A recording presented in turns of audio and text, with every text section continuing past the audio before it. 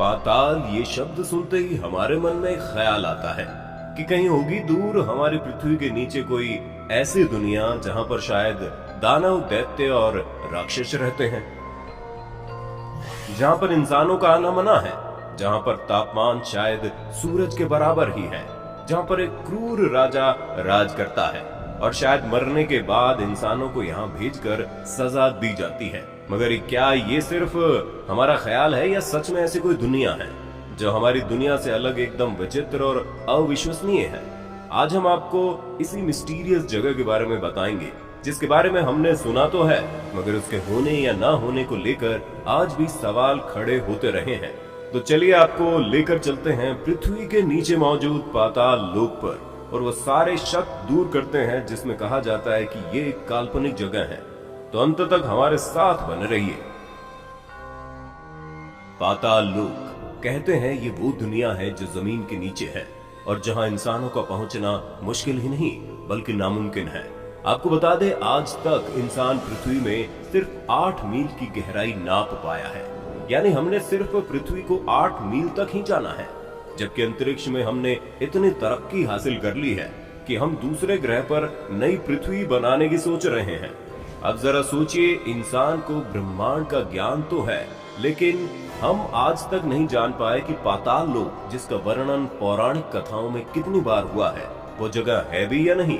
क्या हमारे पूर्वज सिर्फ अपनी कल्पनाओं में ही खोकर कुछ भी लिख देते थे, या फिर इसका वास्तविकता से कोई संबंध है? दोस्तों, संबंध तो है, इसके अस्तित्व को पूरी तरह से नहीं नकारा जा सकता। हमारी दुनिया में ऐसी कई जगह हैं जिनके नाम के आगे पाताल शब्द लगा हुआ है, जैसे पाताल कोट, पाताल पानी, पाताल दुर्ग, पाताल भैरवी, पाताल द्वार और देवलोक पाताल भुवनेश्वर। अगर पाताल की दुनिया काल्पनिक है तो इन नामों का वजूद कैसे सामने आया?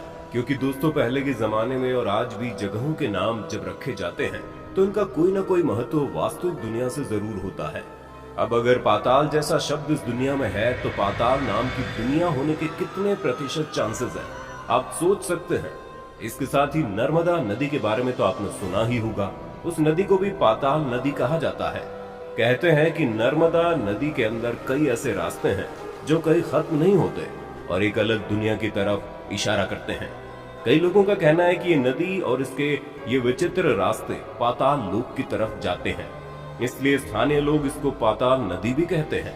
इसके अलावा पाताल लोक तक पहुंचने के लिए ऐसे कई रास्ते समुद्र की गहराइयों में भी देखे गए हैं।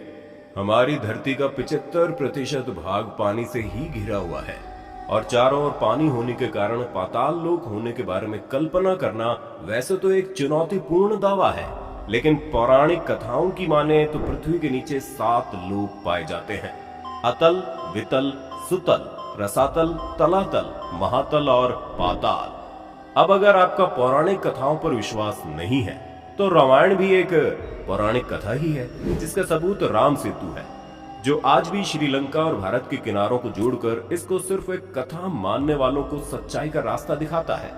चलिए, ये तो फिर भी किताबों में लिखी एक गाथा है जिसको झुटलाने वाले झुटला सकते हैं। तो आइए अब आपको असल जिंदगी में मौजूद पाताल लोक की सैर करवा देते हैं। एक ऐसी जगह जो भारत में ही मौजूद है और जहां से शुरू होता है पाताल लोक जाने का रास्ता।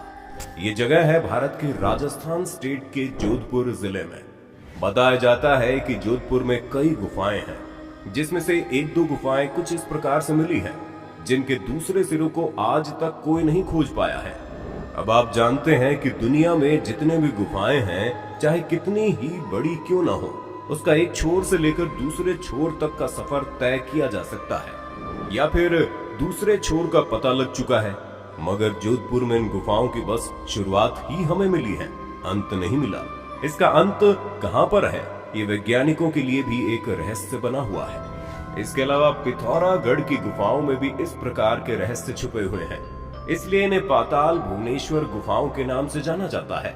इस अंधेरी गुफा में देवी देवताओं की मूर्तियों के अलावा एक ऐसा खंबा है जिसका आकार लगातार बढ़ता जा रहा है। अब 1 मिनट रुकिए और सोचिए।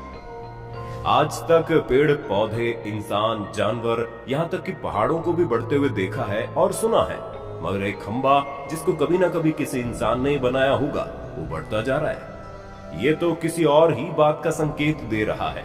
अच्छा दोस्तों, आप सबने ये तो सुना ही होगा कि पाताल में अजीबोगरीब जानवर रहते हैं। चलिए इसको एक कल्पना ही मान लेते हैं कि वहाँ आधे जानवर और आधे मनुष्य रहते हैं।